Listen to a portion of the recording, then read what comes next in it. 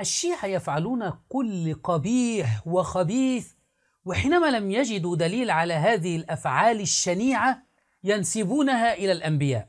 خرج علينا عدو الأنبياء الصلقلقي ياسر الخسيس زعما أن التطبير الشيعي بيمسك السيف ويظل يضرب على رأسي أو على ظهري ويضرب ضربات شديدة حتى تسيل الدماء. يقول أن هذا فعل الأنبياء عياذا بالله، وأن الأنبياء طبروا هكذا على الحسين كما يفعل الشيعة الآن هذا التطبير على الحسين، وأن الله أدمى الأنبياء لتسيل دماءهم من أجل الحسين عياذا بالله. نفاجأ في الأحاديث الشريفة أن أنبياء الله العظام الله أدماهم حتى قبل ولادة الحسين عليه السلام من أجل أن تسيل دماؤهم موافقة لدم الحسين عليه الصلاة والسلام في كربلاء.